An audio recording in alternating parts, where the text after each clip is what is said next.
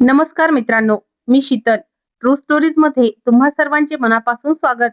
आजची कथा ऐकून तुमच्या अंगावर काटा येईल, कारण पोटच्या लिकीने नवऱ्याच्या सांगण्यावरून आपल्याच बापाविरुद्ध असा काही भयानक डाव रचला, जो वाचून तुमचा विश्वास बसणार नाही. माझ्या मुलीचा पती माझा सारा पैसा आणि संपत्ती आपल्या नावावर करून घेण्यासाठी धडपडत होता, जेणेकरून तिला घटस्फोट देऊन तो आपली सारी जिंदगी ऐशोआरामात जगू शकेल. माझी लेक त्याच्यावर आंधळा विश्वास ठेवत होती आणि त्याच्या सांगण्यावरून तिने आपल्याच बापावर नजर ठेवायला सुरुवात केली. तिचा नवरा मला मानसिक रुग्ण ठरवून पागलखान्यात पाठवू इच्छित होता, पण जेव्हा एका मागून एक काळं सत्य समोर आलं, तेव्हा जे घडलं त्याने अक्षरशः हात द्रवून सोडलं.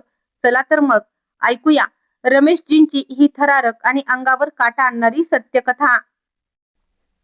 माझं नाव रमेश. माझी एकुलती एक लेक आणि तिच्या नवऱ्याने माझी सगळी संपत्ती लाटण्यासाठी मिळून एक असा भयानक डाव रचला, ज्याने मला आतून पूर्णपणे तुडवून टाकलं. तो माणूस सतत माझ्यावर लक्ष ठेवायचा. मी कुठे जातो, किती वेळ बाहेर थांबतो, या सगळ्याची त्याला खबर असायची. जेव्हा मी या सगळ्याची माहिती काढली, तेव्हा मला समजलं की माझी मुलगी फक्त माझी रॅकेट करत नाहीये, तर काहीतरी काळबेरं चालू आहे. माझं वय आता 60 वर्ष झालंय. मी एक रिटायर्ड शिक्षक आहे. मी माझ्या आयुष्यात अनेक वर्ष मुलांना नेहमी प्रामाणिकपणा आणि सत्याचा पाठ शिकवला. माझी लेक अवघ्या 10 वर्षाची असताना अचानक हृदयविकाराचा झटका आल्याने माझ्या पत्नीचं निधन झालं. माझं संपूर्ण आयुष्य जणू उद्ध्वस्त झालं होतं, पण मी कधीही हार मानली नाही. मी माझ्या तत्वांवर आणि कष्टाच्या जिद्दीवर पुन्हा उभा राहिलो. माझा दिवस आजही रोज सकाळी बरोबर 7 वाजता सुरू होतो. मी आधी आवरून स्वयंचलित किचन मध्ये जातो आणि माझ्यासाठी गरमागरम अद्रक विलायचीचा कडक चहा बनवतो. पत्नी गेल्यानंतर मीच घरची सगळी कामं स्वतः केली, त्यामुळे मला घरात माझ्या आणि लेकीशिवाय कधीच तिसऱ्या कोणाची गरज भासली नाही. त्या चहाच्या खमंग सुवासासोबत मी रोज सकाळी शांतपणे पेपर वाचत असे. माझ्याकडे स्वतःची फिक्स डिपॉझिटची बचत आहे आणि हे 3 खोल्यांचं हक्काचं घर आहे, ज्याची किंमत आजच्या काळात कोटींच्या घरात आहे. मी माझ्या लेकीची जोपासना एखाद्या राजकन्येसारखी केली होती. तिला उत्तम शिक्षण दिलं. कधीही घराच्या कामात किंवा किचन मध्ये तिला अडकून ठेवलं नाही. आमच्या सोसायटीत सगळे लोक माझा खूप आदर करतात. अगदी भाजीवाल्यापासून ते वॉचमन पर्यंत सगळे मला सर म्हणून हाक मारतात. माझं आयुष्य माझ्या लेकीसोबत अतिशय आनंदानं आणि सुखात चाललं होतं. मला नेहमी या गोष्टीचा अभिमान होता की मी एकट्याने माझ्या मुलीला वाढवलं. माझ्या तरुणपणातील सगळ्या लहान सहान आवडीनिवडी मी माझ्या लेकीच्या चांगल्या भविष्यासाठी आणि शिक्षणासाठी आनंदाने कुर्बान केल्या होत्या. माझ्या मुलीचं नाव रश्मिका आहे.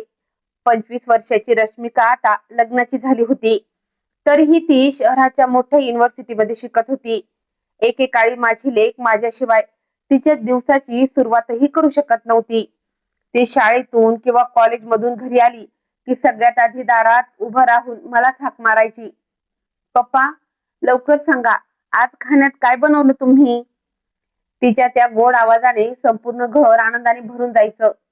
ती माझा अभिमान होती, माझ्या जगण्याची एकमेव नंदनवन होती. पण मग बरोबर 3 वर्षापूर्वी तिच्या आयुष्यात राकेश आला, ज्याला ती प्रेमाने रॉकी म्हणायची. आणि नेमका तिथूनच माझ्या आयुष्याचा सुखाचा संसार हळूहळू ढासळू लागला. राकेश दिसायला स्मार्ट होता, पण तो एका सामान्य कुटुंबातून आला होता. तो दिसायला खूप कॉन्फिडंट आणि इंटेरियर डिझायनर होता. माझी लेक त्याच्या प्रेमात कधी आणि कशी पडली हे मला समजलंच नाही. पण जेव्हा मी रश्मिकाला म्हणालो की बेटा, आता मला तुझं लग्न करायचं आहे, तेव्हा ती मला म्हणाली, पप्पा, मला तुम्हाला एका व्यक्तीला भेटवायचं आहे. रश्मिका ही माझी एकुलती एक लेक होती. तिला खूप चांगल्या प्रकारे ठाऊक होतं की तिने तिच्या पसंतीबद्दल मला सांगितलं तर मी कधीच नकार देणार नाही. त्यामुळे तिने रॉकीला मला भेटण्यासाठी घरी बोलावून घेतलं. तो खूप गोड गोड बोलत होता. त्याने माझ्या पायांवर डोकं ठेवून आशीर्वाद घेतला. त्याने मला सांगितलं, बाबा, मी रश्मिकावर खूप प्रेम करतो. मी तिला नेहमी खुश ठेवीन. मला तिच्याशी लग्न करायचं आहे. त्याने असंही सांगितलं की त्याच्या कुटुंबात फक्त त्याची एक बहीण आहे, जिचं लग्न झालंय, बाकी दुसरं कोणीच नाही. रश्मिका मला म्हणाली, बाबा प्लीज समजावून घ्या आणि मला परवानगी द्या. माझं लग्न फक्त रॉकी सोबतच करा, कारण मी त्याच्याशिवाय जगू शकत नाही. माझ्या लेकीच्या सुखाखातर मी तिचं लग्न राकेश सोबत लावून दिलं. पण असं काही डोळे बंद करून निर्णय घेतला नव्हता. लग्नाआधी मी त्या मुलाबद्दल सगळी चौकशी करून घेतली होती. तेव्हा मला समजलं होतं की तो एक चांगला माणूस आहे. त्याच्यात कोणतीही वाईट सवय नाही. लग्नाच्या दिवशी माझी लेक मला म्हणाली की ती लग्नानंतर रॉकी सोबत त्याच्या घरी राहणार नाही, कारण तो भाड्याच्या घरात राहतो. ती म्हणाली, बाबा, देवाच्या दयेने आपल्याकडे सगळं काही आहे. तिने माझ्याकडे हट्ट धरला की तिला रॉकी सोबत याच घरात राहायचं आहे. मी तिचा हा हट्टही मान्य केला, कारण मलाही माझ्या मुलीपासून लांब राहायचं नव्हतं. माझं जे काही होतं ते माझ्या लेकीचंच तर होतं. माझं आयुष्य किती राहिलं होतं. मी आधीच ठरवून ठेवलं होतं की मरण्यापूर्वी मी माझी सगळी जमीन जायदाद मी माझ्या लेकीच्या नावावर करून देईन. पण रॉकीशी लग्न झाल्यानंतर माझी लेक पूर्णपणे बदलून गेली होती. जी मुलगी कामावरून किंवा कॉलेजवरून घरी येतात सगळ्यात आधी मला हाक मारायची, ती आता थेट तिच्या नवऱ्यासोबत त्याच्या खोलीत निघून जात असे. ती जास्तीत जास्त वेळ फक्त रॉकी सोबतच असायची. कधी सिनेमा बघायला जाणं, तर कधी शॉपिंग करणं चाललं असायचं. तिच्याकडे तिच्या बापासाठी आता वेळच उरला नव्हता. माझ्या विरोधातील ही भयंकर साक्ष आणि मानवी खेळ त्या दिवसापासून सुरू झाला, जेव्हा त्यांनी अत्यंत चालाकीने माझ्या बुद्धीवर आणि स्मरणशक्तीवर शंका उपस्थित करायला सुरुवात केली. मला तो दिवस आजही अगदी स्पष्ट आठवतो. गेल्याच महिन्यातील रविवार होता. आम्ही सगळे एकत्र बसून जेवत होतो. घरातील वातावरण आधीपासून काही तणावाचं होतं. डायनिंग टेबलवर बसून जेवण वाढताना रश्मिकाने अचानक एक दीर्घ श्वास घेतला आणि म्हणाली, बाबा, तुम्हाला आठवतंय का, गेल्या आठवड्यात तुम्ही गॅसचा बर्नर असाच खुला सोडून दिला होता. बरं झालं मी त्या दिवशी अचानक किचन मध्ये गेले होते, नाहीतर आपल्या घरात मोठा अनर्थ घडला असता, आग लागली असती. मी एकदम जागीच थिगजलो. माझ्या हातात धरलेला चमचा तिथेच थांबला. मी आश्चर्यचकित होऊन म्हणालो, रश्मिका, तू हे काय बोलतेस? मी गॅस खुला अजिबात सोडला नव्हता. आणि शिवाय त्या दिवशी तर तू रॉकी सोबत हनीमूनला गेली होतीस ना. रॉकीने आपल्या ताटातून मान वर करून मला अशा नजरेने पाहिलं, जसं काही मी खूप मोठी चूक करतोय किंवा माझा मानसिक तोल बिघडत चाललाय. रॉकीने अत्यंत गंभीर आणि एखाद्या डॉक्टर सारख्या सुरात म्हटलं, बाबा, रश्मिका अगदी खरं बोलते. आजकाल तुम्ही बऱ्याच गोष्टी खूप विसरू लागलात. तुम्हाला काहीच आठवत नाही. ही गोष्ट मी सुद्धा बऱ्याच दिवसापासून नोटीस करत होतो. कालच तुम्ही रश्मिकाला फोन करून म्हणाला होतात की तुम्ही बँकेत चाललाय आणि पासबुक मिळत नाहीये. पण काल तर दुसरा आठवडा होता आणि बँक बंद होती. माझं डोकं चक्रावून गेलं. माझी धडधड वेगवान झाली. मी असा कोणताही फोन केलेला नव्हता. मी रश्मिका आणि रॉकीला समजवण्याचा खूप प्रयत्न केला. मी म्हणालो, बेटा रश्मिका, मला सगळं काही चांगलं आठवतं. माझी स्मरणशक्ती अगदी उत्तम आहे. तुम्ही दोघं माझा फोन चेक करू शकता. मी काल तुम्हाला कोणताही कॉल केला नव्हता. पण रॉकीने हळूच टेबलवरून रश्मिकाचा हात पकडला आणि एका अतिशय काळजीयुक्त सुरात म्हटलं, रश्मिका, वयोमानानुसार असं होत असतं. आपण बाबांवर रागवता कामा नये. उलट त्यांची काळजी घेतली पाहिजे. ते या एवढ्या मोठ्या घरात एकटेच राहतात. उद्या काही घडलं तर आपण स्वतःला कधीच माफ करू शकणार नाही. त्या दिवशी मला पहिल्यांदा असं जाणवलं, जणू माझ्याच घरात, माझ्याच डायनिंग टेबलवर माझ्या विरुद्ध कोणीतरी खूप मोठी आणि भयानक गुप्त चाल खेळली जात आहे. मला खोटं आणि मानसिक दृष्ट्या कमकुवत ठरवण्याची त्यांची पूर्ण तयारी झाली होती. हा निव्वळ गैरसमज नव्हता, तर एक अगदी विचारपूर्वक रचलेला कट होता. आता आतल्या आत मला खूप घुटमसल्यासारखं वाटू लागलं. मी निघताना जेव्हा दरवाजाजवळ उभा होतो, तेव्हा रश्मिकाने अगदी सहजपणे माझा फोन मागितला. ती म्हणाली, बाबा, तुमचा फोन खूप जुना झालाय आणि हँग होतोय, द्या, मी त्याचा सॉफ्टवेअर अपडेट करून देते. त्यात एक नवीन सिक्युरिटी फीचर पण टाकून देते, जेणेकरून कधी फोन हरवला किंवा तुम्ही रस्ता चुकलात तर आम्हाला तुम्हाला शोधता येईल. मी नेहमीप्रमाणे माझ्या लेकीवर विश्वास ठेवला आणि कसलाही विचार न करता माझा मोबाईल तिच्या हातात देऊन टाकला. पण मला कुठे माहित होतं की ती माझ्या सुरक्षेसाठी नाही, तर मला कैदेत ठेवण्यासाठी माझ्या फोनमध्ये एक ट्रॅकर ऍप इन्स्टॉल करत होती. जेव्हा ते दोघे निघून गेले, तेव्हा मी माझ्या जुन्या सोफ्यावर बसून राहिलो. घरात एक भयानक शांतता पसरली होती. ज्या लेकीची बोटं धरून मी तिला चालायला शिकवलं, तीच लेक आज नवऱ्याच्या सांगण्यावरून आपल्याच बापाला मानसिक रुग्ण ठरवायला निघाली होती. हा अपमान इतका खोल होता की त्याने माझ्याकडचा बाप संपून टाकून माझ्याकडे एक सावध माणूस जागा केला होता. त्या रविवारनंतर माझ्या घरातील हवा जणू बदलून गेली होती. रॉकी आणि रश्मिका गेल्यावर जेव्हा मी माझा मोबाईल परत हातात घेतला तेव्हा मला त्यात काहीतरी संशयास्पद जाणवू लागलं. सुरुवातीला मला वाटलं कदाचित हा माझाच भास असेल, पण जसे दिवस जाऊ लागले तसे काही अतिशय सूक्ष्म पण भयानक बदल माझ्या रोजच्या जगण्यात डोकावू लागले. माझा फोन, जो मी दिवसातून फक्त एकदा चार्ज करायचो, तो आता दुपारपर्यंत पूर्णपणे डिस्चार्ज होऊ लागला होता. मी जेव्हा जेव्हा तो हातात घ्यायचो तेव्हा तो मागच्या बाजूने हलकासा गरम लागला होता, जणू त्याच्यात काही यंत्रणा सतत चालू असावी. सर्वात आश्चर्याची गोष्ट तेव्हा घडली जेव्हा एक सकाळी मी चहा पिताना पेपर वाचत होतो आणि माझ्या फोनच्या स्क्रीनवर बँकेचा एक SMS फ्लॅश झाला. त्याआधी की मी तो मेसेज उघडून वाचू शकलो असतो, ती नोटिफिकेशन आपोआप स्क्रीनवरून गायब झाली. मी घाबरून इनबॉक्स उघडून बघितलं. तो माझ्या बँकेच्या नेट बँकिंगचा एक अलर्ट होता, ज्यामध्ये लिहिलं होतं की नेट बँकिंग खात्यात लॉग इन करण्याचा एक अपयशी प्रयत्न केला गेला आहे. माझ्या अंगात एक थरकाप उडाला. मी तंत्रज्ञानाच्या बाबतीत फारसा हुशार नाही, पण मी इतकाही अक्कलशून्य नाही आहे की हे समजू शकणार नाही की कोणीतरी माझ्या पैशापर्यंत पोहोचण्याचा प्रयत्न करत आहे.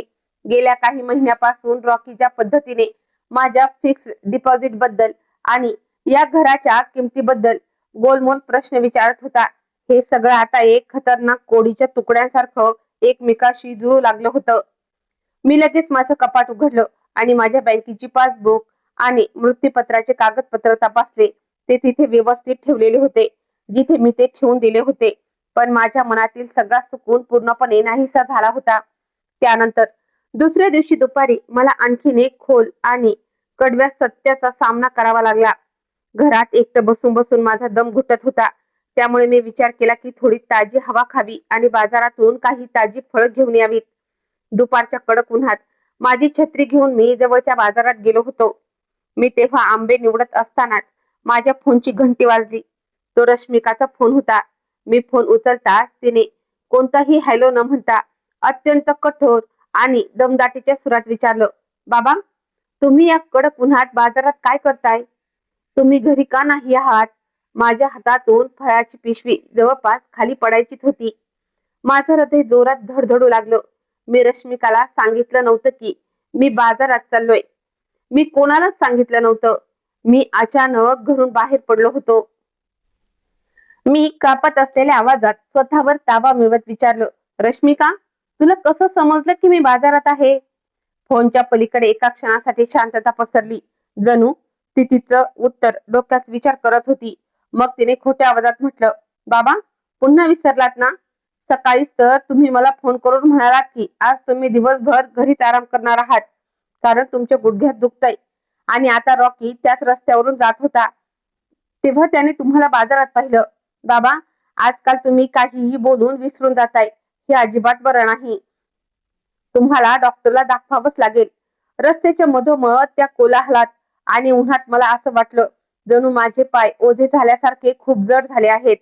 पण रॉकी त्या रस्त्यावरून जाऊ शकत नव्हता कारण बाजाराचा तो भाग नो पार्किंग झोन होता आणि तिथे कोणतीही गाडी येऊ शकत नव्हती. ती साप खोटं बोलत होती. माझी स्वतःची लेक माझ्या तोंडावर एवढ्या सहजतेनं खोटं बोलत होती आणि मला मानसिकदृष्ट्या वेडा ठरवण्याचा प्रयत्न करत होती. माझं मन चाललं होतं की मी तिथेच रस्त्यावर उभं राहून मोठ्याने ओरडावं, तिला सांगावं की मी कोणताही म्हातारा, कमजोर किंवा साधाभोळा माणूस नाही. पण मी माझ्या मुसक्या घट्ट आवळून धरल्या. मी एक मोठा श्वास घेतला आणि माझ्या डोळ्यातले अश्रू डोळ्याच्या मागे लपवून ठेवले. मी अत्यंत शांत आणि साध्या आवाजात म्हणालो, कदाचित तू अगदी बरोबर बोलतेस रश्मिका. मी आता घरीच येतोय. मी फोन कट केला. त्या दिवशी मला चांगल्या प्रकारे समजलं होतं की जर मी रडलो, जर मी माझा मानसिक तोल गमावला, तर त्यांना माझी मानसिक स्थिती ठीक नाही हे सिद्ध करण्यासाठी आणखी जास्त पुरावे मिळून जातील. माझा शत्रू बाहेर कुठेही नव्हता, तर तो माझ्या स्वतःच्या घरातलाच एक हिस्सा होता आणि तो माझ्या प्रत्येक पावलावर नजर ठेवून होता. घरी परतताना माझे पाय नकळत आमच्या सोसायटीच्या बाहेर असलेल्या एका छोट्या मोबाईल रिपेअरिंगच्या दुकानाकडे वळले. ती दुकान एका तरुण मुलाची होती. आधी ती दुकान त्याचे वडील चालवायचे आणि आता बाप लेक मिळून तो व्यवसाय नव्या जोमाने सांभाळत होते. गेल्या बऱ्याच काळापासून ते दोघे बाप लेक सर्व प्रकारच्या इलेक्ट्रॉनिक वस्तूंना अगदी उत्तम प्रकारे ठीक करत होते. ते मला खूप चांगल्या प्रकारे ओळखत होते. मी दुकानात पाऊल ठेवलं तिथे प्रकाशजींनी त्यांच्या जाड काचेच्या दरवाजा मागून मला पाहिलं आणि ते हसले. अरे परेश भाई, आज इकडे कसा काय फेरा झाला? सगळं ठीकठाक आहे ना? मी माझा फोन त्यांच्या काउंटरवर ठेवला. माझे हात अजूनही हलके हलके कापत होते. मी इकडे तिकडे पाहिलं की कोणी माझं बोलणं तर ऐकत नाही ना. मग मी मंद आवाजात म्हटलं, माझा हा फोन जरा तपासून घ्या. त्यांनी आपल्या मुलाला हाक मारली आणि म्हणाले, बेटा एवढा फोन चेक कर बरं. त्यांच्या मुलाने माझा मोबाईल काळजीपूर्वक पाहिला. मी त्याला सांगितलं की बऱ्याच दिवसापासून हा फोन खूप गरम होत आहे. बॅटरी सुद्धा खूप लवकर संपत आहे आणि मला असं वाटते की माझ्या फोनच्या आतून कोणीतरी माझं संभाषण ऐकत आहे आणि माझे मेसेज वाचत आहे. प्रकाशजींच्या मुलाचे स्मितहास्य गायब झाले. माझ्या डोळ्यामधील तो अस्वस्थपणा त्याने टिपला होता, जो मी लपवण्याचा प्रयत्न करत होतो. त्याने काहीही न बोलता फोन आपल्या कॉम्प्युटरला कनेक्ट केला आणि स्क्रीनवर काही कोडिंग पाहू लागला. दुकानात बाहेरून येणाऱ्या ट्रॅफिकच्या आवाजाशिवाय इतर कोणताही आवाज नव्हता. जसजसे क्षण जात होते तसतसे त्या मुलाच्या कपाळावरील रेषा अधिक गडद होत चालल्या होत्या. त्याचा चेहरा गंभीर झाला होता. जवळपास 15 मिनिटे खोल तपासणी केल्यानंतर त्याने एक दीर्घ श्वास सोडला आणि आपला चष्मा काढून काउंटरवर ठेवला. त्याच्या आवाजात एक अनामिक घबराट होती. अंकल, हा फोन तुम्ही मागच्या काही दिवसात कुणाला दिला होता का? मी माझे डोळे बंद केले आणि एका जड अंतकरणाने उत्तर दिलं की हो, माझ्या मुलीने घेतला होता. तिनं म्हटलं होतं की ती सॉफ्टवेअर अपडेट करेल. त्या मुलाने दुःखी होत आपली मान हलवली. त्याने कॉम्प्युटरची स्क्रीन माझ्या दिशेने फिरवली, जिथे काही विचित्र नावं आणि फाईल्स दिसत होत्या. अंकल, हे कोणतंही सॉफ्टवेअर अपडेट नाही. तुमच्या फोनमध्ये एक सिक्रेट सॉफ्टवेअर म्हणजेच हेरगिरी करणारा ऍप टाकला गेला आहे. हे इतके खतरनाक आहे की स्क्रीनवर कुठेही दिसत नाही. हे बॅकग्राऊंड मध्ये सतत चालत राहते. ज्यानेही हे इन्स्टॉल केले आहे तो यावेळी त्याचा फोन किंवा लॅपटॉपवर पाहू शकतो की तुम्ही कुठे आहात. तुमच्या फोनचा GPS दर 5 मिनिटांनी तुमची लाईव्ह लोकेशन त्यांना पाठवत आहे. माझं हृदय जोरजोराने धडधडू लागलं. पण त्याने पुढची जी गोष्ट सांगितली तिने माझ्या पायाखालची जमीनच सरकवली. त्याने सांगितलं की फक्त लोकेशनच नाही अंकल, हे ऍप तुमचे येणारे सगळे SMS आणि व्हॉट्सअप मेसेज सुद्धा वाचू शकतं. बँकेतून कोणताही OTP आला तर तो OTP तुम्ही पाहण्याच्या आधी त्यांच्यापर्यंत पोहोचतो आणि तिथून बसून ते त्या फोनचा माईक सुद्धा चालू करू शकतात. म्हणजे तुम्ही घरात काय बोलताय हे सगळे ते ऐकू शकतात. माझ्या कानात जणू शिट्ट्या वाजू लागल्या होत्या. मला तो बँकेचा मेसेज आठवला, जो आपल्याला स्क्रीनवरून गायब झाला होता. मला रॉकीची ती गोड पण विषारी वाक्य आठवली. ते दोघे माझ्या पैशामागे होते. मला वेडा ठरवून कायदेशीररित्या मला मानसिक करार देऊ इच्छित होते, जेणेकरून माझ्या सर्व संपत्तीवर ताबा मिळवता येईल. आणि हा ट्रॅप त्या सर्वांचे मोठे शस्त्र होता. मी खुर्चीवर बसलो, कारण माझ्या पायांनी माझं वजन उचलण्यास नकार दिला होता. मी म्हटलं, बेटा याला आत्ताच डिलीट करून टाक, काढून टाक याला माझ्या फोनमधून. माझ्या आवाजात पहिल्यांदा एक लाचारी झळकत होती. त्याने माझा हात पकडून म्हटलं, नाही अंकल, थांबा. जर मी याला आत्ताच डिलीट केलं तर त्यांच्याकडे लगेच अलर्ट जाईल की ऍप काढून टाकली आहे. त्यांना समजून जाईल की तुम्हाला त्यांची हकीकत समजली आहे. आणि अशी लोक जेव्हा पकडली जातात तेव्हा ती आणखी जास्त खतरनाक पावलं उचलू शकतात. माझं म्हणणं काळजीपूर्वक ऐका. आता या फोनवरून कोणतीही ऑनलाईन पेमेंट करू नका. तुमच्या पेटीएम ऍपच्या कोणत्याही मेसेजला उत्तर देऊ नका. जर अकाउंटमध्ये कोणतीही मोठी रक्कम असेल तर लगेच बँकेत जाऊन तुमचं कार्ड ब्लॉक करा. घरी बसून कोणतीही महत्वाची गोष्ट बोलू नका. त्यांना असं वाटू द्या की तुम्हाला काहीच माहित नाही. त्याने कागदावर मला गोड कोड लिहून दिला आणि म्हणाला, अंकल, तुम्हाला पुरावे सांभाळावे लागतील. जर तुम्ही कधी पोलीस किंवा वकिलाकडे गेलात तर तुम्हाला सिद्ध करावे लागेल की तुमच्यासोबत काय होत होतं. मी या ऍपचा सारा डेटा तुमच्यासाठी एका सेफ पेन ड्राईव्ह मध्ये कॉपी करून देतो, पण तुम्हाला खूप काळजीपूर्वक काम करावे लागेल. हा फक्त एक पारिवारिक वाद नाही, हा एक खूप मोठा धोका आहे. मी त्या अंधाऱ्या दुकानात बसून राहिलो. माझ्या कानात प्रकाशजींच्या मुलांचे शब्द दुमदुमत होते. पुरावे सांभाळा, कार्ड ब्लॉक करा, त्यांना कळू देऊ नका. एक पिता ज्याने नेहमी आपल्या लेकीला प्रत्येक संकटापासून वाचवलं होतं, आज त्याच मुलीपासून वाचण्यासाठी एका अनोळखी माणसाची मदत मागत होता. मी माझ्या मोबाईलच्या त्या काळ्या स्क्रीनकडे पाहिलं. हे फक्त बातचीत करण्याचं साधन नव्हतं, तर ते माझ्याच घरात माझ्या शत्रूंचे डोळे आणि कान बनले होते. मला आता उदास राहायचं नव्हतं. आता मला लढावं लागेल आणि या लढाईचा पहिला पाऊल होता हाच खेळ खेळणं, जे तो माझ्यासोबत खेळत होते. प्रकाशजींच्या दुकानातून बाहेर पडताना दुपारच्या कडक उन्हाने माझे डोळे दिपून टाकले होते. पण माझ्या मनात जी आग लागली होती त्यापुढे ती धूप काहीच नव्हती. मी माझा तो हेरगिरी करणारा फोन अशा प्रकारे लपवून ठेवला, जणू एखाद्या जहरीला सापच असावा. प्रकाशजींच्या मुलाने माझ्या फोनमधून व्हॉट्सअप काढले नव्हते, जेणेकरून रॉकी आणि रश्मिकाला कोणताही संशय येऊ नये. पण त्याने मला एक सुरक्षित रस्ता दाखवला होता. माझे पुढचे पाऊल घरी झाले नव्हते. मी एक ऑटो रिक्षा थांबवला आणि थेट बँकेत गेलो. बँकेच्या आत एसीची थंड हवा आणि तिथली परिचितांची चिलबल यामुळे मला थोडासा सुकून मिळाला होता. मी थेट बँक मॅनेजर आशुतोष सरांच्या केबिन मध्ये गेलो. आशुतोषजी, तुम्ही तर मला खूप वर्षापासून ओळखता. मी त्यांना सांगितलं की मला संशय आहे की माझ्या फोनमध्ये एखादा डिजिटल फ्रॉड होणार आहे. माझा आवाज इतका सिरियस होता की त्यांनी पटकन आपलं काम सोडून दिलं. पुढच्या अर्ध्या तासात मी माझ्या अकाउंटशी जोडलेले सारे इंटरनेट बँकिंग आणि डेबिट कार्ड ब्लॉक करून घेतले. मी आशुतोषजींना माझी पासबुक अपडेट करण्याची आणि गेल्या 6 महिन्याची डिटेल बँक स्टेटमेंट काढण्याची विनंती केली. जेव्हा प्रिंटर मधून कागद बाहेर येत होते तेव्हा माझ्या हृदयाची धडधड एका धबधब्यासारखी शोर मचवत होती. आशुतोषजींनी ती स्टेटमेंट माझ्या हातात दिली. मी माझा चष्मा घातला आणि त्या नंबरकडे पाहू लागलो. माझी नजर जशी गेल्या 3 महिन्याच्या देवाणघेवाणीवर पडली तशी माझ्या पायाखालची जमीन सरकली. प्रत्येक काही दिवसात खूपच लहान लहान रकमा, कधी 5,000, कधी 1,000, तर कधी 10,000 माझ्या अकाउंट मधून कोणत्या तरी अनोळखी अकाउंटवर पेटीएम द्वारे ट्रान्सफर केली गेली होती. कधी माझ्याकडे या रकमेचा बँकेचा कोणताही मेसेज आलेला असेल तर या ऍपच्या माध्यमातून त्यांनी मला पाहायच्या आधीच तो डिलीट केला असेल. माझे हात इतके जास्त कापू लागले की तो कागद माझ्या हातातून सुटून जमिनीवर येऊन पडला. आशुतोषजी घाबरून आपल्या खुर्चीवरून उठले आणि म्हणू लागले, परेशजी, काय झालं? त्यांनी आवाज दिला, सर के लिए पाणी लेकर आओ. चपरासीही पळत पाणी घेऊन आला. मी कापत्या हाताने तो ग्लास पकडला. पाणी माझ्या घशाखाली उतरत नव्हतं. मला या चोरी गेलेल्या पैशाचं कोणतंही दुःख नव्हतं. ही माझी जिंदगीची कमाई होती. माझ्या पत्नीची ज्वेलरी, हे घर, हे सगळं तर शेवटी माझ्या मुलीचंच होतं. अखेर ती माझी लेकच होती. जर तिने माझ्याकडे लाखो रुपये मागितले असते तरी मी एक क्षणाचाही विचार न करता ते तिला सुपूर्द केले असते. पण माझ्या पाठीमागे माझ्याच फोनवरून जवळपास 20,000 रुपयांची चोरी करणं हा काही पैशांचा मोह नव्हता, तर ती माझी लायकी आणि माझी इज्जत धुळीला मिळवण्याचा एक डाव होता.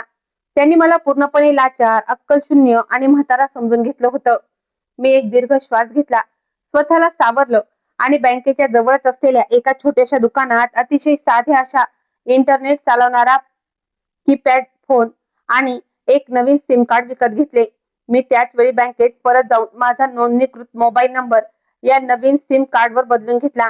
आता माझ्या पैशाचा कोणताही ओटीपी त्या स्मार्टफोनवर जाणार नाही, ज्या स्मार्टफोनची पूर्ण हेरगिरी माझा जावई करत होता. दुसऱ्या दिवशी मंगळवारी सकाळी मी माझ्या एका जुन्या आणि अत्यंत हुशार मित्राला भेटण्यासाठी गेलो. माझा मित्र रोहित एक खूप मोठा आणि नावाजलेला प्रॉपर्टी आणि फॅमिली वकील बनला होता. त्याचे कार्यालय अतिशय शानदार होतं, जिथे कायद्याच्या जाड पुस्तकांचा सुगंध पसरलेला होता. जेव्हा मी रोहितला माझी संपूर्ण कहाणी सांगितली, बँक खात्यातून गायब होणारे पैसे आणि रॉकीकडून मला वारंवार विसरभोरा व वेडा ठरवण्याचा तो विचारपूर्वक रचलेला कट, तेव्हा रोहितचा चेहरा दगडासारखा कठोर झाला. त्याने आपली खुर्ची पुढे सरकवली, माझे हात हातात घेतले आणि म्हणाला, परेश, तू एका अत्यंत भयानक कायदेशीर जाळ्याच्या उंबरठ्यावर उभा आहेस. कायद्याच्या भाषेत याला गॅस लाइटिंग किंवा वैद्यकीय अकार्यक्षमतेच्या स्थितीचा गैरवापर करणे म्हणतात. तुझा जावई तुला फक्त घरातून बाहेर काढू इच्छित नाही, तर जर तू हे सिद्ध करण्यात यशस्वी झाला की तुला डिमेन्शिया किंवा अल्झायमर सारखा आजार आहे, तर न्यायालयामार्फत तो तुझी सगळी संपत्ती स्वतःच्या नावावर करून घेऊ शकतो.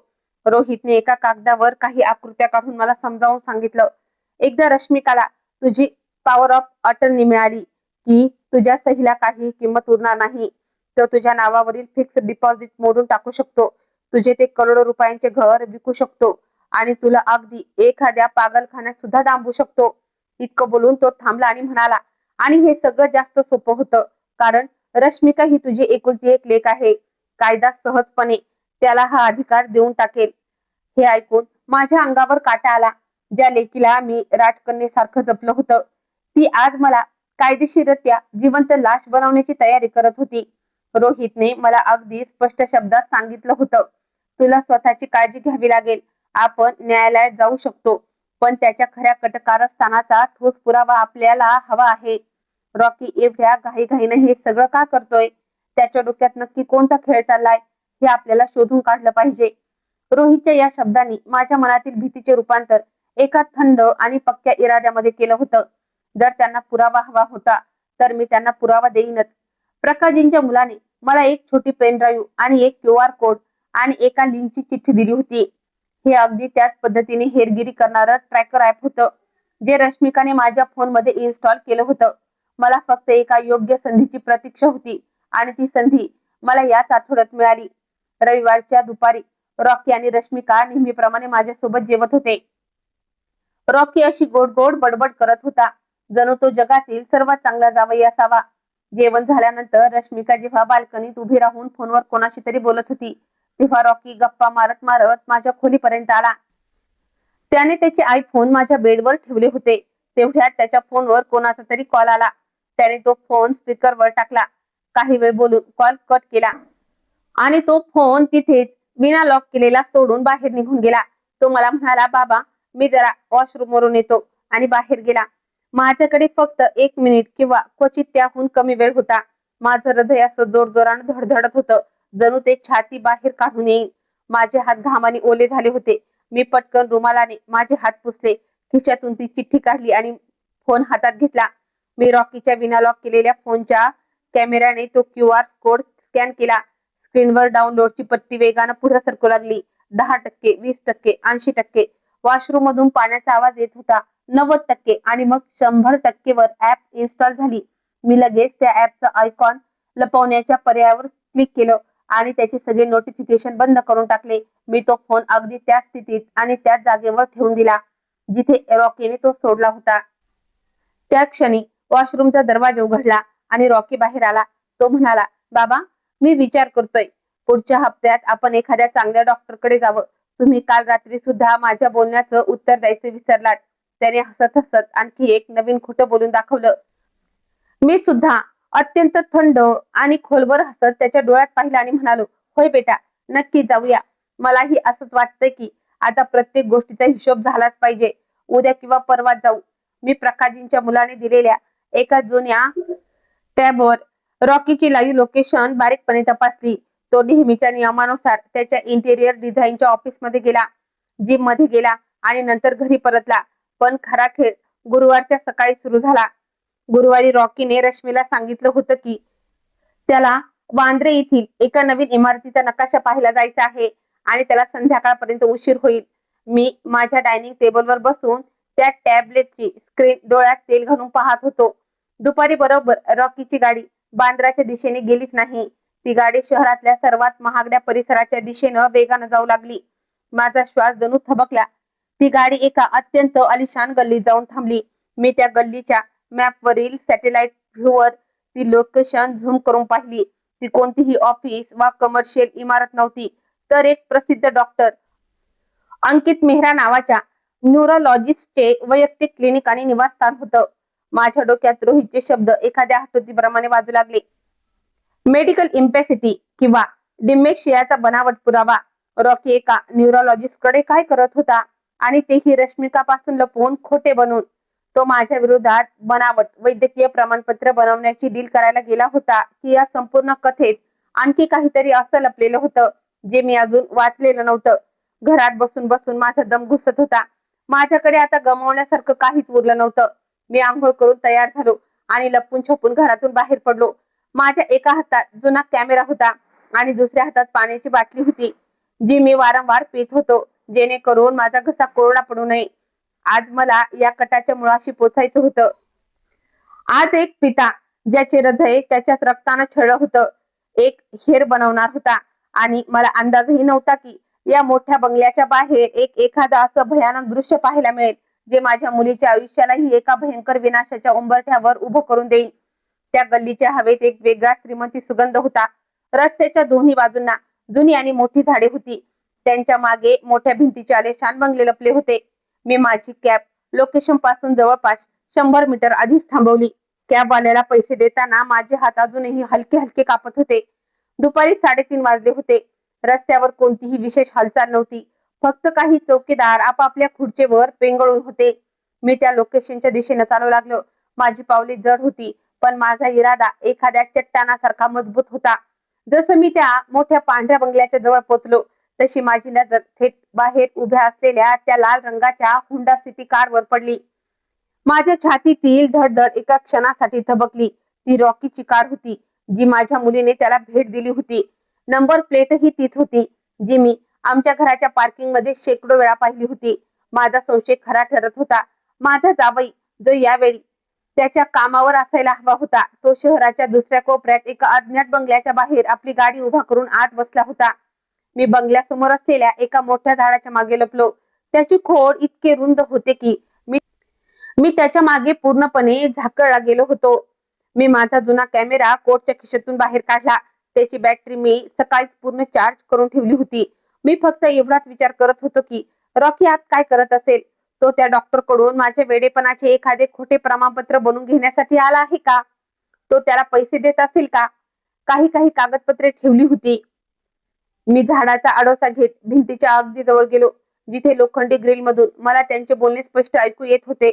आणि माझ्या कानावर जे शब्द पडले ते या सर्व त्रासापेक्षा 1000 पटीने विषारी होते.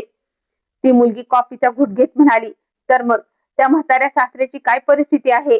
रश्मिकाने हे पूर्णपणे मनावर घेतलं का की तिच्या बापाचा मेंदू आता काम करत नाही? रॉकी अतिशय लाळघुटपणे आणि उपरोधिक हसून म्हणाला, अगं श्रेया, ती बावळट मुलगी माझ्या प्रत्येक इशाऱ्यावर नाचते. मी तिच्या मनात ही गोष्ट इतक्या खोलवर भिनवली आहे की तिचे वडील आता एकटे राहण्याच्या लायकीचे राहिलेले नाहीत आणि ते धोकादायक बनले आहेत. तू विश्वास ठेवशील का? तिने स्वतः आपल्या हाताने आपल्या वडिलांच्या फोनमध्ये हेरगिरी करणारी ऍप इन्स्टॉल केली आहे. तिला वाटते की ती आपल्या बाबांची काळजी घेते, पण खरं तर ती मला त्यांच्या प्रत्येक हालचालीची रिपोर्ट देत आहे. बस आता मला तुझ्याकडून त्या डिबोशियाचे वैद्यकीय प्रमाणपत्र हवे, जेणेकरून मी कायदेशीर खेळ सुरू करू शकेन. त्या मुलाने कॉफीचा घुट घेत उत्तर दिलं, ते मी माझ्या बाबांकडून उद्याच बनवून घेईन, क्लिनिकच्या लेटर पॅडवर आणि शिक्क्यांसोबत. पण रश्मिका पॉवर ऑफ अटर्नी स्वतःच्या नावावर करून घेण्यासाठी तयार आहे ना? कारण जोपर्यंत त्या म्हाताऱ्याच्या सहीची ताकद रश्मिकाच्या हातात येत नाही, तोपर्यंत आपण त्या घराला आणि फिक्स डिपॉझिटला हातही लावू शकत नाही. रॉकी म्हणाला, रश्मिका पूर्णपणे तयार आहे.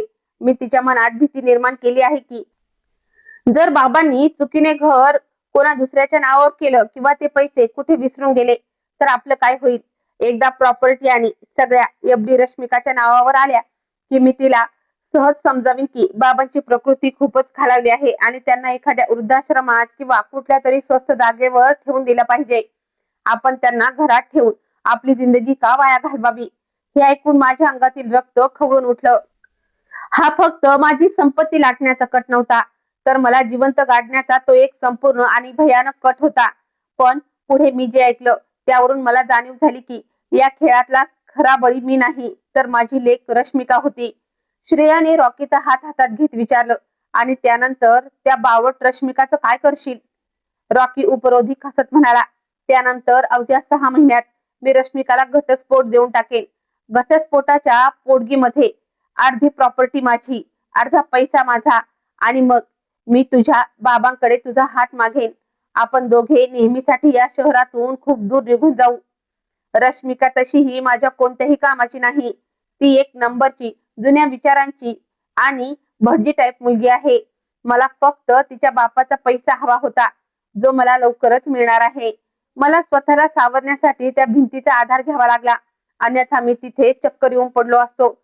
माझ्या मुलीने माझ्या पाठीत खंजीर खुपसला होता, पण ती स्वतः एका अत्यंत मोठ्या आणि खतरनाक फसवणुकीच्या जाळ्यात अडकत होती.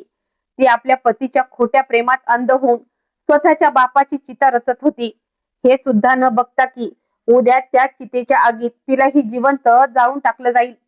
रॉकी आणि श्रेया फक्त लालची नव्हते, तर ते अत्यंत पाशवी गुन्हेगार होते, जे कायदा, भावना आणि नात्यांचा खून अत्यंत सफाईने करत होते.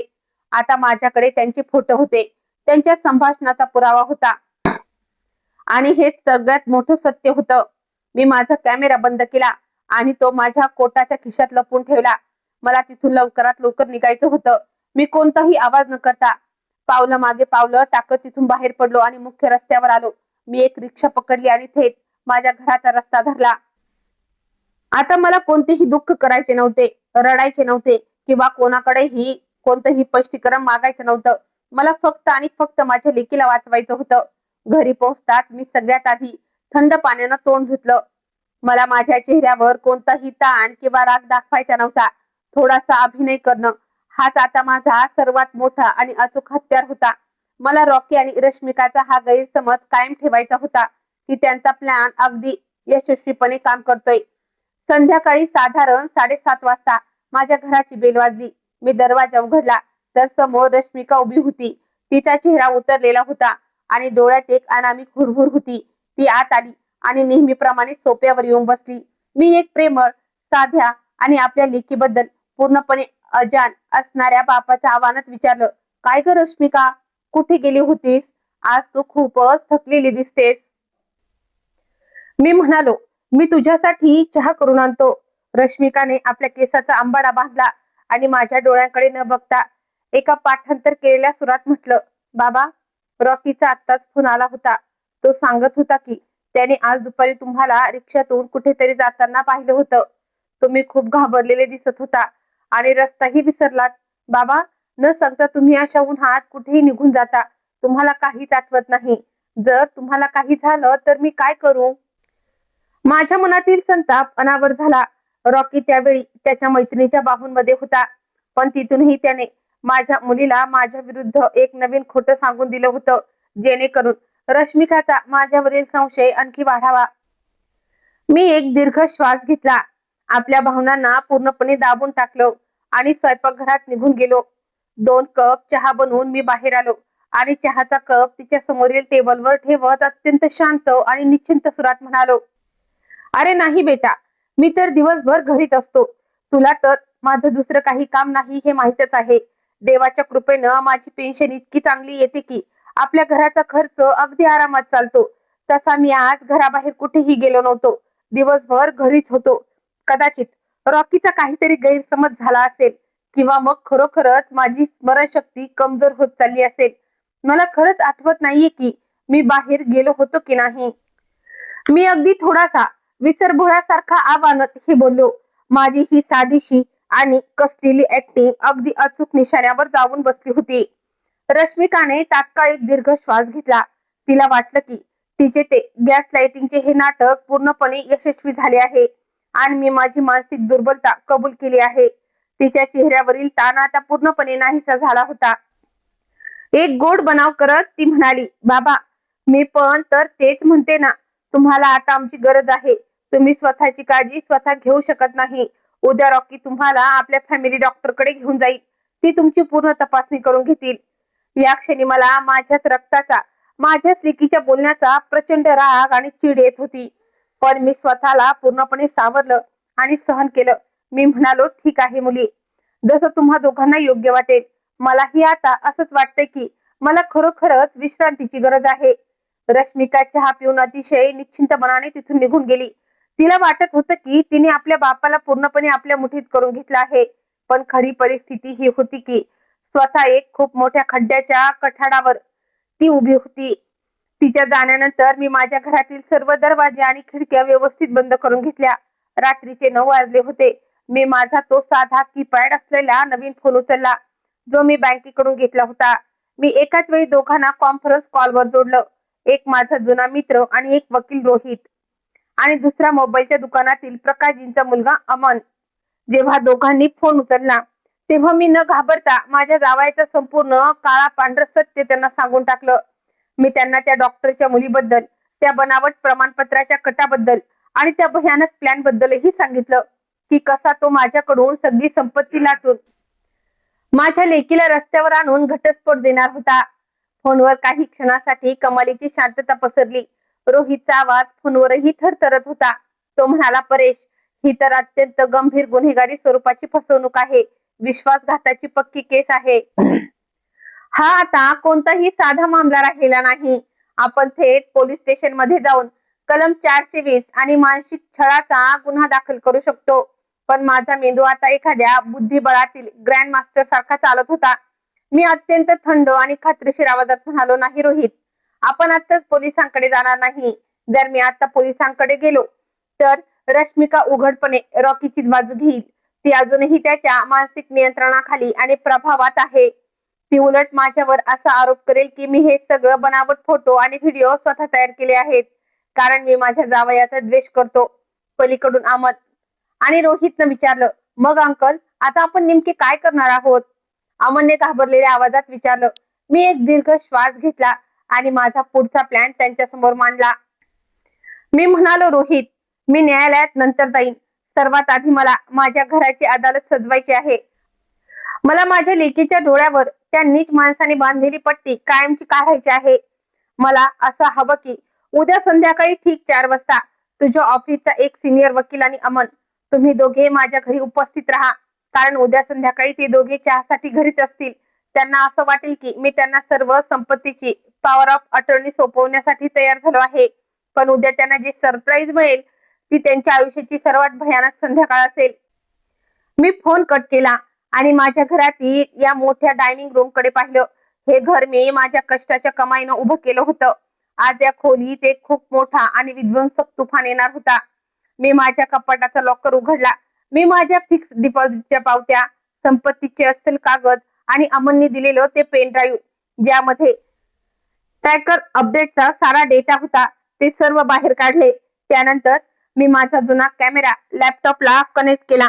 रॉकी आणि त्याच्या गर्लफ्रेंडचे ते आक्षेपार्ह फोटो आणि व्हिडिओचे छोटे मोठे प्रिंट आउट मी काढले.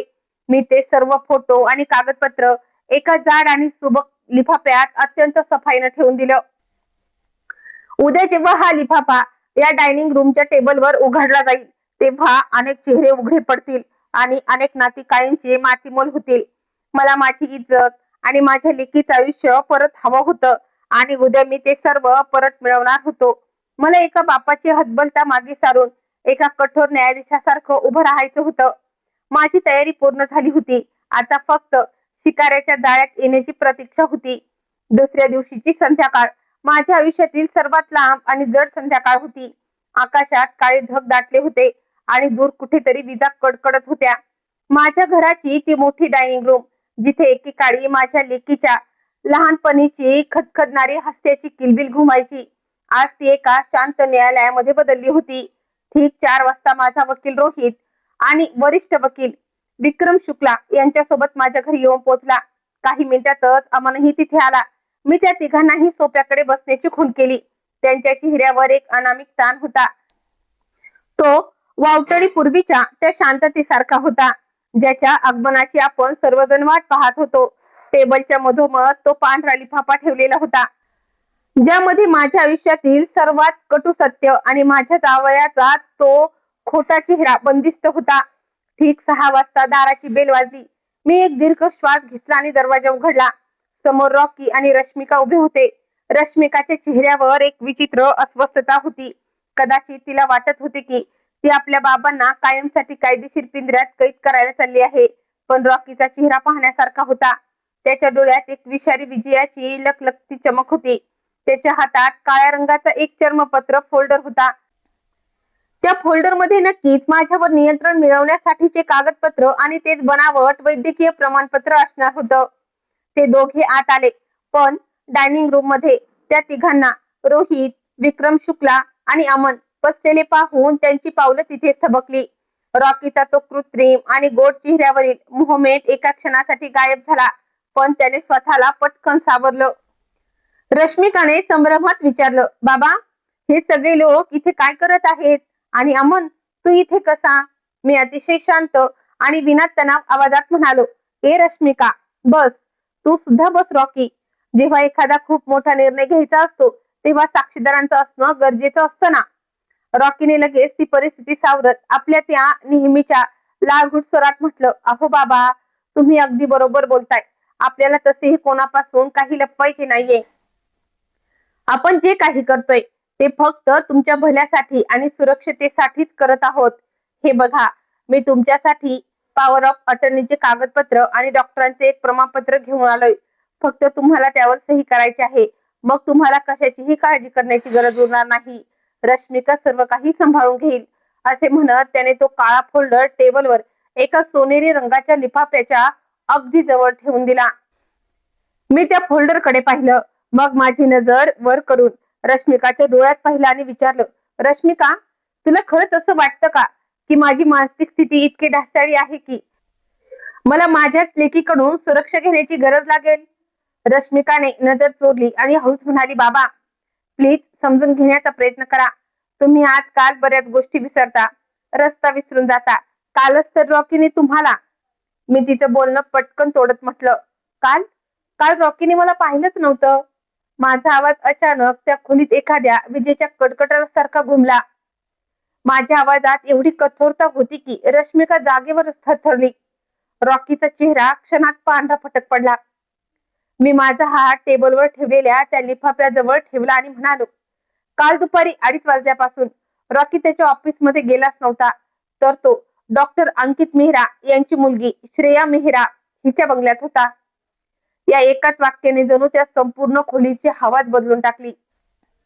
रॉकीच्या हातातून त्याचा महागडा मोबाईल खाली जमिनीवर निसटून पडला. डॉक्टर अंकित मेहरा हे नाव ऐकतात त्याच्या चेहऱ्याचा रंग असा उडाला जणू कुणी त्याच्या शरीरातील सारं रक्त शोषून घेतलं होतं. रश्मिकाने आश्चर्याने आधी माझ्याकडे पाहिलं आणि नंतर रॉकीकडे बघत विचारलं, बाबा, तुम्ही हे काय बोलताय? डॉक्टर अंकित मेहरा, श्रेया मेहरा हे सगळे कोण आहेत? रॉकी तर काल साईटवर होता. त्याने मला फोन करून स्वतः सांगितलं होतं ना. मी एका अत्यंत थंड आणि उपरोधी हास्यासह म्हटलं, हाच तर खेळ आहे. माझी साधी भोळी मुलगी, तू माझ्या सुरक्षेसाठी माझ्या फोनमध्ये जी ट्रॅकर ऍप टाकली होतीस जेणेकरून तुला माझ्या प्रत्येक हालचालीवर नजर ठेवता यावी, तुला काय वाटलं होतं मला याबद्दल कधीच कळणार नाही? रश्मिकाचं तोंड आश्चर्याने उघडच राहिलं होतं. मी अमनकडे इशारा करत पुढे म्हणालो, होय रश्मिका, मला अगदी सुरुवातीला समजलं होतं की तू या तुझ्या नवऱ्याच्या सांगण्यावरून आपल्याच बापाची हेरगिरी करायला लागली आहेस. पण मी कोणताही तमाशा केला नाही, काहीही बोललो नाही. उलट मी तीच चाल रॉकीवर खेळलो. त्याच्या मोबाईल मध्ये ट्रॅकर इन्स्टॉल केल्यावर पुढच्या 3 दिवसात जी लोकेशन समोर आली ती पाहून माझ्या पायाखालची जमीन सरकली होती. आणि आज तुझा चेहरा असा काळा पिवळा का पडतोय हे तुला आता कळेलच. असे म्हणत मी हळूच तो लिफाफा उघडला. मी सर्वात आधी अमनने दिलेले बँक स्टेटमेंट बाहेर काढले आणि रश्मिकाच्या समोर टेबलवर सरकवले. मी संतापाने आणि दुःखात म्हणालो, आधी हे बघून घे. गेल्या 6 महिन्यापासून माझ्या खात्यातून दर आठवड्याला 20,000, 25,000 कुणीतरी अज्ञात खात्यावर पेटीएम द्वारे ट्रान्सफर करत होतं. मला वाटायचं की मी पैसे कुठे विसरलोय किंवा मला सगळं विसरण्याची सवय लागली आहे, पण नाही. तुझा लाडका पती माझ्याच फोनवरून तो ओटीपी चोरून माझ्या समोर माझ्या पैशांच्या ट्रान्झॅक्शनची रक्कम त्याच्या गर्लफ्रेंडच्या खात्यात ट्रान्सफर करत होता आणि नंतर माझ्याच फोनवरून बँकेचे ते मेसेजही डिलीट करून टाकत असे जेणेकरून मला कधीच काहीच कळू नये.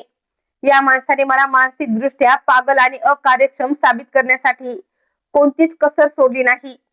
रश्मिकाचे हात थरथरत होते. तिने ते बँक स्टेटमेंट हातात घेतलं. तिच्या डोळ्यावर तिचा विश्वास बसत नव्हता. तिने थरथरत्या आणि मोठ्या आवाजात विचारलं, रॉकी, तू हे काय केलं? बाबांच्या खात्यातून तू पैसे काढलेस? रॉकी आपल्या जागेवरून अक्षरशः उडी मारून उभा राहिला आणि म्हणाला, नाही रश्मी, हे सगळं खोटं आहे. तुझे बाबा सगळं खोटं बोलतायत. त्यांचा तो मुखवटा आता पूर्णपणे उतरला होता आणि त्याचं खरं रूप बाहेर आलं होतं. तो एखाद्या संतापलेल्या मांजरासारखा झपटे मारत म्हणाला, रश्मिका, तुझा बाप आता पूर्णपणे वेडा झालाय. तो माझ्यावर प्रचंड द्वेष करतो. म्हणूनच तो हे सगळे बनावट कागदपत्र आणि पुरावे तयार करून आणलेत. हा आपल्याला दोघांना वेगळे करू पाहतोय. तेव्हा माझे वकील रोहित अतिशय गंभीर आवाजात म्हणाले, शांतपणे खाली बस राकेश. तू यावेळी 2 वरिष्ठ वकिलांसमोर उभा आहेस. हे सगळे कागदपत्र आणि बँक स्टेटमेंट आहेत ज्यांच्यावर थेट बँक मॅनेजरची अधिकृत स्वाक्षरी आणि शिक्का आहे. जर तू यानंतर एक शब्दही खोटं बोललास तर मी आत्ताच्या आत्ता पोलिसांना फोन करून तुझ्या विरोधात फसवणूक आणि IT ऍक्ट नुसार गंभीर गुन्हा दाखल करीन. रोहितचा तो कडक स्वर ऐकून रॉकी घाबरून जाऊन जोरात सोफ्यावर बसला. त्याच्या कपाळावरून घामाच्या धारा वाहू लागल्या होत्या. रश्मिका अजूनही त्या बँक स्टेटमेंटकडे एकटक बघत होती. आता तिच्या डोक्यात मागचे सगळे प्रसंग कोडी सुटल्यासारखे फिरू लागले होते. पण खरा धक्का तर अजून बाकी होता. मी त्या लिफाफ्यात हात घातला आणि डॉक्टरची मुलगी श्रेया मेहरा हिच्यासोबत हे आक्षेपार्ह फोटो बाहेर काढले आणि फोटोंमध्ये रॉकी आणि श्रेया एकमेकांच्या मिठीत होते. ते अत्यंत जवळचे आणि विश्वासघाताचे दृश्य होते. एखाद्या खड्ड्यापेक्षाही खोल आणि नीच वास्तवाची ती साक्ष होती. मी न बोलता ते एक एक फोटो हाऊस टेबलवर सरकून सजवले. जशी रश्मिकाची नजर त्या फोटोवर पडली तसा तिच्या संपूर्ण शरीराला एक जबरदस्त मानसिक झटका बसला. तिचा चेहरा आधीच अस्वस्थ होता पण आता तो पूर्णपणे पांढरा फटक पडला. तिच्या डोळ्यातील जिवंतपणा जणू नाहीसा झाला होता आणि ती श्वास घ्यायलाही विसरली होती. तिने कापऱ्या हाताने एक फोटो उचलला ज्यामध्ये रॉकी आणि श्रेया एकमेकांच्या गळ्यात गळे घालून अत्यंत सुखात आणि निर्लज्जपणे हसत होते. रश्मिकाच्या त्या डोळ्यात, ज्या डोळ्यात मी कायम माझ्या लेकीचे प्रेम आणि तिच्या पतीबद्दलचा अंधविश्वास पाहिला होता, त्यात आज एखाद्या काचेच्या भांड्यासारखा तळासून चक्काचूर झाला होता. तिने हुंदका देत विचारलं, हे काय आहे रॉकी? रश्मिकाच्या त्या आवाजात अद्याप राग नव्हता, तर तिथे फक्त एक अनामिक आणि खोल वेदना सामावलेली होती. तो एक असा वेदनादायी धक्का होता जो माणसाला आतून पूर्णपणे पोकळ करून टाकतो. रश्मिकाने डोळ्यात पाणी आणत रॉकीला विचारलं, तू काल या मुलीसोबत होतास आणि मला सांगत होतास की बाबा वेडे झाले आहेत. रॉकीकडे आता देण्यासारखं काहीच उत्तर उरलेलं नव्हतं. तो तिचे हात पकडून खोटं नाटक करू लागला. रश्मिका, मला अडकवलं जात आहे. हे फोटो मॉर्फ केलेले आहेत, एडिट केलेले आहेत. प्लीज तू माझी बाजू ऐकून घे. मी संतापाने ताडकन उभा राहिलो आणि म्हणालो, बस कर आता तुझी ही नीच नाटकं. माझं संपूर्ण शरीर एका जखमी सिंहासारखं थरथरत होतं. मी माझ्या डोळ्यातील अश्रूंना एक क्षणही बाहेर येऊ दिलं नाही. मी रागात म्हणालो, तू माझ्या लेकीचं आयुष्य अंधारात ढकललं होतं, पण मला काल तुझी आणि त्या मुलीची संपूर्ण बोलणी माझ्या कानाने ऐकू आली आहेत. मी रश्मिकाकडे बघत विचारलं, रश्मिका, तुला जाणून घ्यायचं आहे का ही मुलगी कोण आहे? ती या शहरातील सर्वात मोठे न्यूरोलॉजिस्ट डॉक्टर अंकित मेहरा यांची एकुलती एक लेक आहे. तिचा बाप या कटात आणि या दोघांसोबत सामील आहे. आणि आज रॉकी तो बनावट वैद्यकीय अहवाल बनवून आणणार होता ज्यामध्ये असं लिहिलं होतं की मला डिमेन्शिया आहे. ते यासाठी होतं जेणेकरून न्यायालयात मी वेडा सिद्ध करून माझी करोडोची संपत्ती लुटता येईल. मी पुढे सरसावून रश्मिकाच्या खांद्यावर हात ठेवला. ती एका जागेवर स्तब्ध बसली होती. तिच्या डोळ्यातून निनावी अश्रू ओघळत होते. मी तिला हलवत मोठ्याने म्हणालो, ऐक, ज्यासाठी तू आपल्या बापाला पागलखान्यात पाठवण्याची तयारी केली होतीस त्याचा खरा कट तुला माहित आहे का? जशी संपत्ती तुझ्या नावावर झाली असती तसा हा रॉकी सर्वात आधी ती सगळी संपत्ती स्वतःच्या नावावर करून घेतली असती आणि तुला घटस्फोट देऊन त्या डॉक्टरच्या मुलीसोबत कायमसाठी या शहरातून पळून गेला असता. याने तुझा वापर फक्त एक प्यादा म्हणून केला आहे. तू ह्याच्यासाठी फक्त एक बँक अकाउंट होती आणि मी ती किल्ली होतो ज्याला या रस्त्यावरून कायमच्या बाजूला सारू इच्छित होता. त्या संपूर्ण खोलीत एक सुन्न करणारी आणि भयानक शांतता पसरली. रश्मिकाच्या हातातून ते फोटो सुटून खाली जमिनीवर पडले. तिने आपला चेहरा दोन्ही हातांनी घट्ट झाकून घेतला आणि तिच्या छातीतून एक असा हृदयद्रावक हुंदका बाहेर पडला ज्याने माझ्याही मनाचे लचके तोडले. माझी लेक पूर्णपणे कोलमडली होती. तिचा तो स्वाभिमान, तिचं ते प्रेम आणि तिची ती संपूर्ण दुनिया एका सेकंदात मातीमोल झाली होती. ती खुर्चीवरून घसरून गुडघ्यांवर बसली आणि एक लहान मुलीसारखी हुंदके देऊन ओघळून रडू लागली. रॉकीला आता पुरती जाणीव झाली होती की त्याचा सगळा खेळ संपला आहे. त्याने आता खोटे बोलण्याचं नाटक बंद केलं आणि अचानक त्याचा तो आव पूर्णपणे बदलला. तो बेशर्मीच्या साऱ्या मर्यादा ओलांडत आपल्या जागेवरून ताठ उभा राहिला आणि तिरस्कारयुक्त नजरेनं माझ्याकडे पाहू लागला. तो मोठ्याने ओरडला, हो, केलं आहे मी हे सगळं कारण मी तुमच्या जुन्या विचारांच्या मुलीसोबत गुदमरत माझी जिंदगी जगू शकत नव्हतो. तुमची मुलगी एक कुमकुवत स्त्री आहे जी 24 तास माझ्या पाठीशी चिटकून राहू इच्छित होती. एका सामान्य पत्नीसारखी जगायचं होतं, पण मी तसा नाहीये. मला माझ्या हिशोबाची जिंदगी जगायची होती आणि त्यासाठी मला पैसे हवे होते. तुम्ही तसेही काही वर्षात मरणारच होता. मग जर तुमचे पैसे मला मिळाले असते यात काय वाईट होतं? त्याची ही नीच विचारसरणी आणि बेशरमपणा ऐकून वकील विक्रम शुक्ला यांनी आपला चष्मा काढला आणि शांत आवाजात म्हटले, मिस्टर राकेश, तुम्ही यावेळी जे काही कबूल करत आहात ते कायद्याच्या नजरेत गुन्हेगारी स्वरूपाची जालसाजी आणि फसवणूक आहे. या सर्व गुन्ह्यांसाठी तुम्हाला थेट तुरुंगात जावं लागू शकतं. तुरुंग हा शब्द ऐकताच रॉकीची ती सारी ताठरता आणि अहंकार एका झटक्यात हवा झाला. तो थरथरू लागला. रश्मिकाने त्याच्या दिशेनं पावलं टाकली आणि एक जोरदार थप्पड त्याच्या तोंडावर लावली. तो रडत म्हणाला, प्लीज मला माफ कर. मी वेडा झालो होतो. प्लीज मला पोलिसांच्या हवाली करू नकोस. रश्मिकाने चिडून ओरडत म्हटलं, चालता हो माझ्या घरातून. तू माझी संपूर्ण जिंदगी उद्ध्वस्त केली आहेस. आजच्या नंतर मला तुझं तोंडही दाखवू नकोस. मी मध्येच बोललो, इतक्या सहजपणे हा आपल्या जिंदगीतून निघून जाऊ शकत नाही मुली. मी रॉकीकडे बघत कठोर सुरात म्हणालो, रॉकी, तुझ्यासमोर आता फक्त दोनच रस्ते उरले आहेत. पहिला रस्ता असा आहे की तू आत्ता आणि या क्षणी माझ्या मुलीला घटस्फोट दे. घटस्फोटाचे कागदपत्र टेबलवरच आहे, त्यावर सही कर. आणि दुसरा रस्ता असा की आजवर तू आमच्या कुटुंबाकडून जेवढे पैसे उकळले आहेत ते सगळे पैसे तू परत करशील. माझ्या मुलीने तुला जेवढी शॉपिंग करून दिली, जेवढ्या पैशाचे जेवण खाल्ले, तू आमच्या घरात राहिला असताना जितका खर्च माझ्या मुलीच्या क्रेडिट कार्डवर केलास आणि माझ्या बँक खात्यातून जेवढे पैसे लाटलेस ते सगळेचे सगळे पैसे मला परत हवे आहेत. जर तू ते पैसे परत करू शकत असशील तर ठीक आहे, नाहीतर कायमसाठी हे शहर सोडून निघून जा. तुझं भविष्य आता या पेनच्या एका सहीवर टिकून आहे. दोन्ही पेपर्सवर सही कर आणि माझ्या मुलीला या नरकातून मोकळी कर.